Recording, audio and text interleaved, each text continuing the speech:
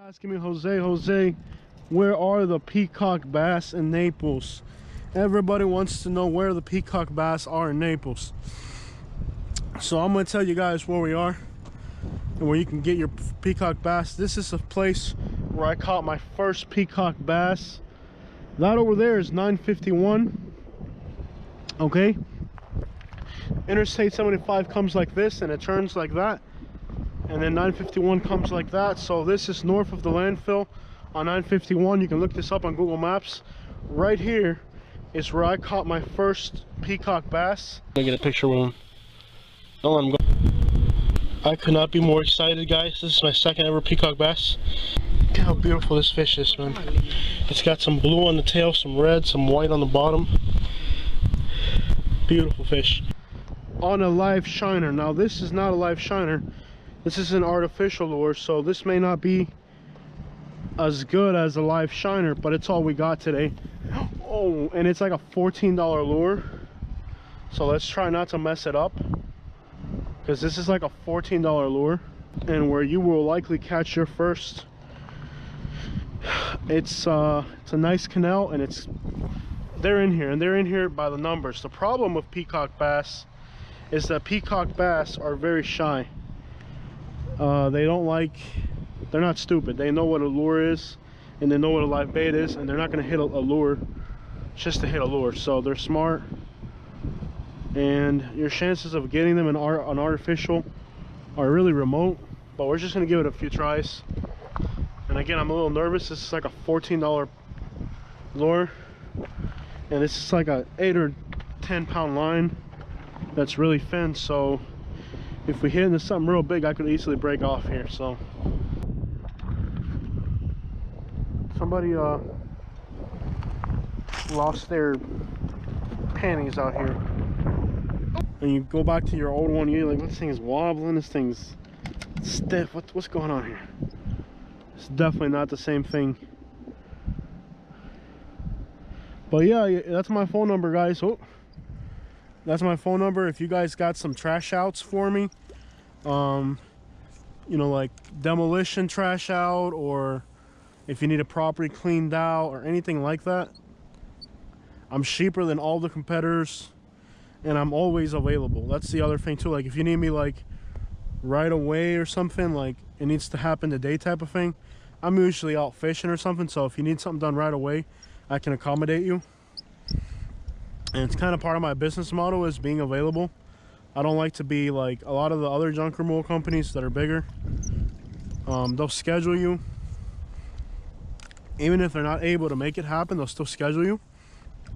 And they'll try to keep rescheduling you. So that way all the phone calls they get, they don't lose them. So even if they're not able to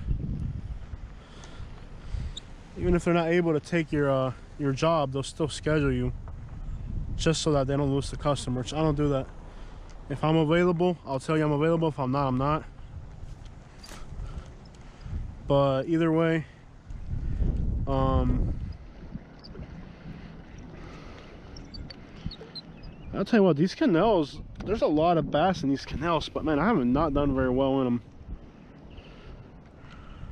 If a customer were to call me right now, I would be home in 20 minutes hooking up my trailer to go work, you know. So it's like, you know, it kind of works all together. Like yes, I'm out here fishing right now, but like right now I'm waiting for a phone call. If it comes through, I gotta go back. I'm out here by Golden Gate City. If this phone call comes through, I gotta go back to North Naples to take care of a customer. So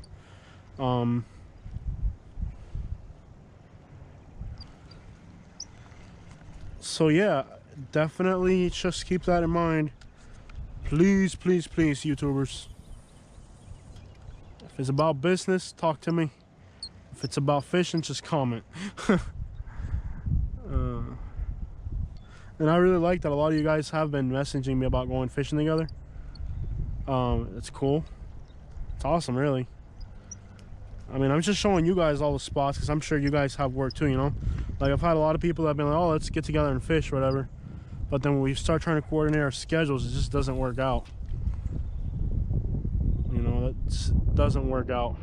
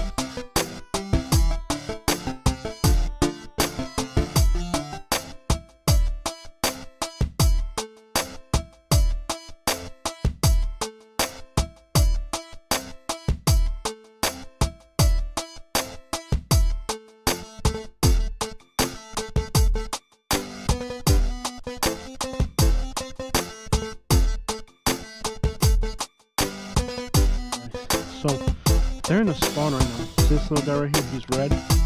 They're getting a lot of crawfish right now, crawdaddies, so maybe this red is exactly what these bass are looking for right now. Oh no, for real, for real? Yeah, man, this little, what happened here? This little pink worm gets a lot of bite. I use it almost like a...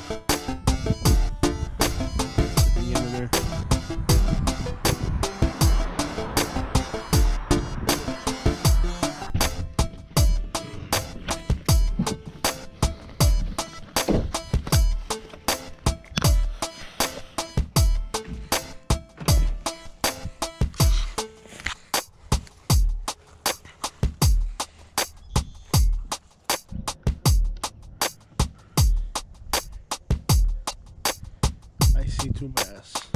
Oh my god! I don't know if the camera got that.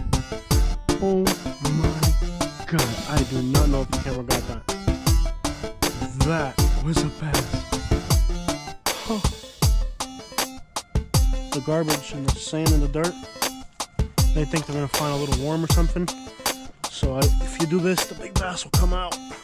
Now they're gonna take your lure, that's a whole different story, but at least they'll come out. So will the gators, though, so just pay attention when you do that. So, let's see what happens here. So the big bass, when you throw stuff in the water, the big bass, they're not afraid of anything, so they'll come out to investigate. Oh, we got a bite. Lost it, though. First bite today. At least we're getting something. We'll really get the big bass to get curious and come out. That dirt and sand will really get them to come out.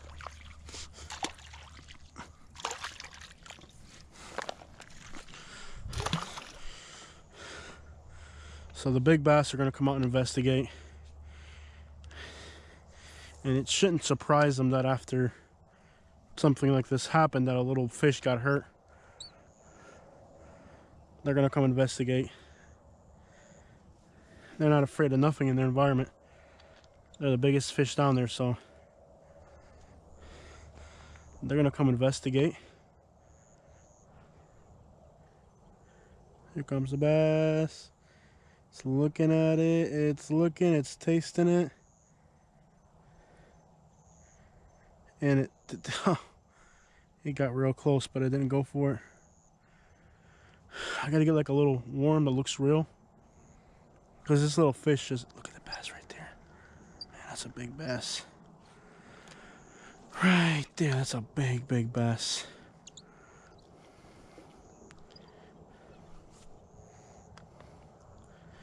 Oh, man. I gotta be able to outsmart these fish, man.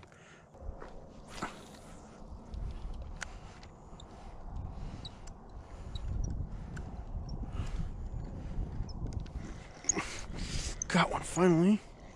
It's about time. Okay. Finally. Alright, guys. It's about time. Okay. So let's check this out real quick.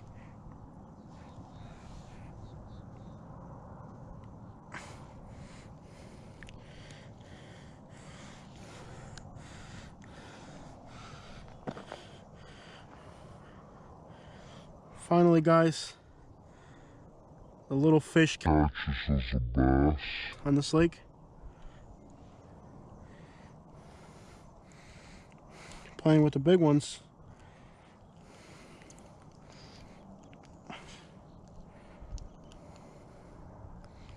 There we go. Stay recording. Yeah, it looks like it is. All right. So there it is. Our first little bass. Right back in the water. Good, at least something biting. There's a big bass going for it. It's about 3 feet away. Give it a little twitch. It's getting close. It's about 6 inches. It's backed off about 3 feet.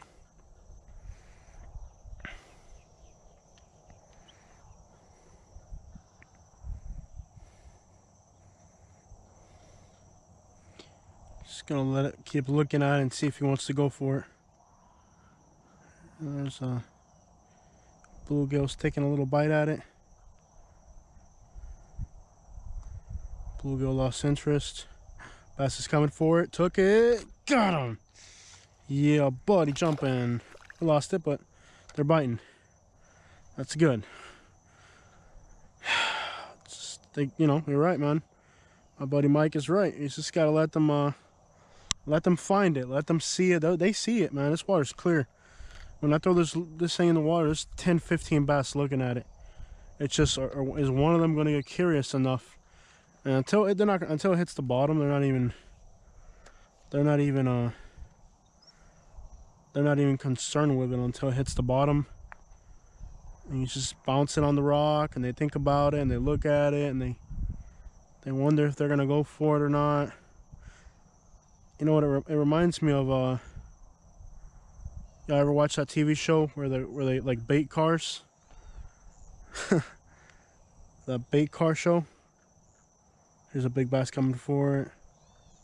Just looking at it. It's thinking about. It's like that bait car.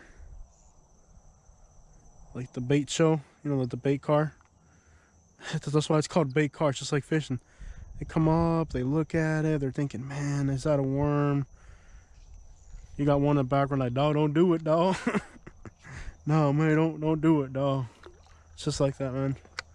This is so hilarious to watch. I don't know how good the camera captures this, but it's hilarious. There's like 10 of them looking at it. They come close. One of the big old bass comes and looks at it. Yo, that's a lure, dog. And the younger one's like, nah, man, I'm going for it, dog.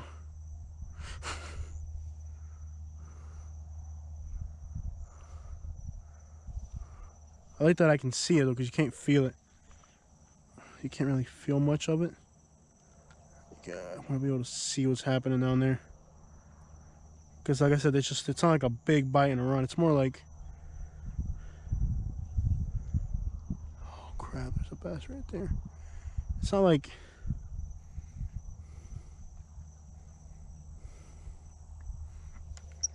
they take it and run. It's just give it a bite. So if you can't see what's going on, you don't have any. You lose it. You know. You gotta be able to see what's going on down there. Well, I'm not throwing it out in the open because you can't really see what's going on. Let's move to a different spot. We burned that spot out, but that's freaking hilarious, man. It's just hilarious to watch. By the way, nightfall. I need to get back to the other spot because this is about the time of the day where the other spot gets hot. Let me see if I can get a bite on this. Like, there's a few big ones over here. If I can get a bite over here, it'd be awesome. It might be too dark to see it happen here. That's the thing. They're not really slamming them.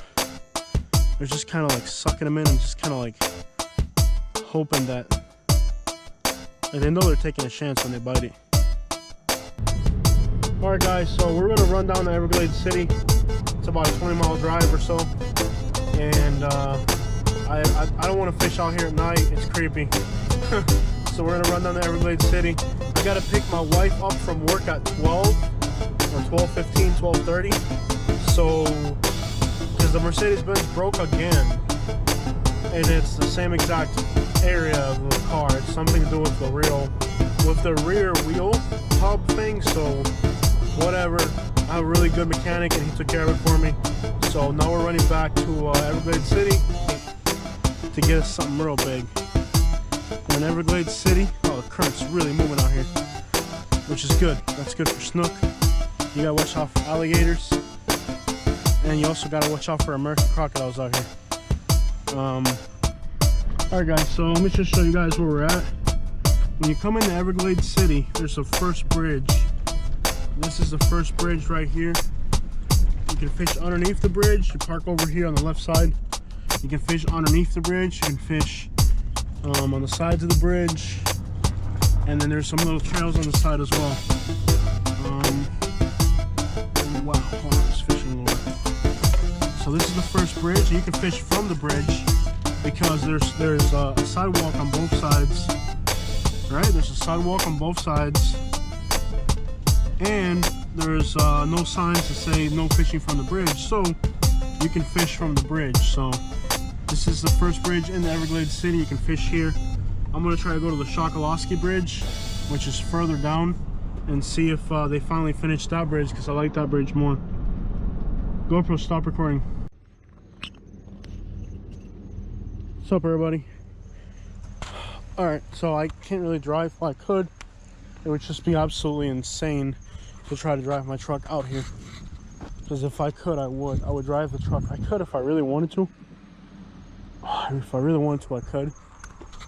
I just don't know if I can get past that. That's pretty steep right there.